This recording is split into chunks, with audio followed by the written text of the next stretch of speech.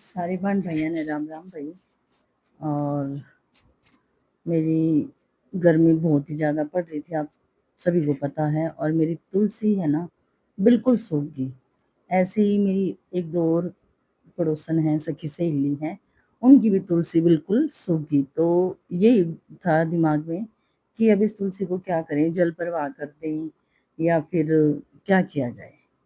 तो आज हम यही बताएंगे इस वीडियो में कि अपनी जो तुलसी सूख जाती है तो उसकी सूखी लकड़ी का क्या करना है। तो देखिए, सबसे पहले अपने सम्मान के साथ नहा धोकर तुलसी जी को निकालें जड़ से, और इस तरह से छोटे छोटे भाग में तुलसी अपना तोड़ के रख लें। ठीक है ना।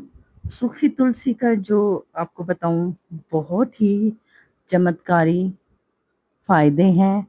आप सूखी तुलसी की जो अ, जोत है घर में जलाएंगे तो उससे क्या होता है, वास्तु दोष दूर होते हैं, ग्रहों की कृपा होती है।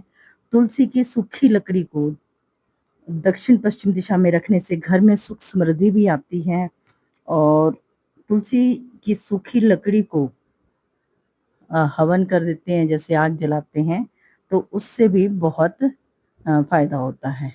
और ये देखिए, इस तरह से हमने छोटी छोटी तुलसी के टुकड़ों को लिया और मोली के धागे से बांध दिया। आप चाहें तो रुई से भी इसको लपेट सकते हैं। ठीक है ना। इस तरह से लपेट कर फिर हमने इसको गाय के घी में डुबो दिया अच्छे से।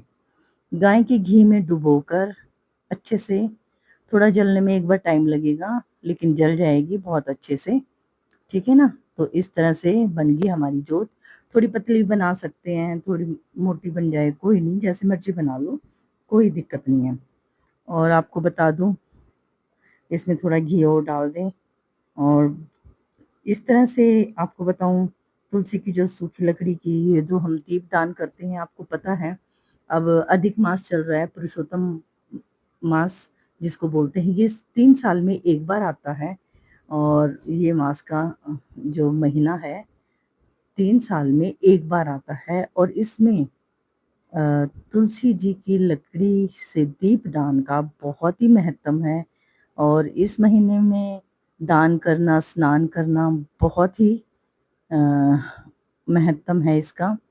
तो ये देखिए, इस तरह से जलाकर अपने मंदिर में रखिए, सुख समृद्धि आएगी। और ये एक ना, मैंने दिया रखा हुआ है, बड़ा सा दिया है जो दिवाली पे लेके आते हैं। तो इस दिए में जो डेली की हम जोत जलाते हैं, इस दिए में मैं इकट्ठी करती रहती हूँ। 4-5 दिन की जोत इकट्ठी करी और इसमें डाल दी। और अब देखिए, इसमें मैं ना कुछ कपूर डाल रही हूँ। इस तरह से कपूर डाल दिया, फिर अपनी थोड़ा घी डाल दिया। ठीक है ना। उसके बाद जो हमारी ये लकड़ी है सूखी, इसको डाल देंगे इस तरह से। तो आपको बताऊं, चाहे तो आप हवन सामग्री भी डाल सकते हैं, जिसके पास अगर हवन सामग्री हो तो वो भी डाल सकते हैं। और कपूर डाल दो, घी डाल दो, है ना।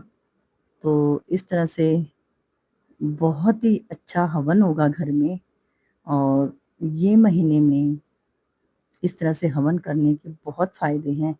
और ये ना सोचें कि आप भाई पूजा पाठ का ये एक हिस्सा है, मैं मानती हूँ, लेकिन अ, तुलसी का जो पौधा है वो एक जड़ी बूटी का पौधा भी माना जाता है।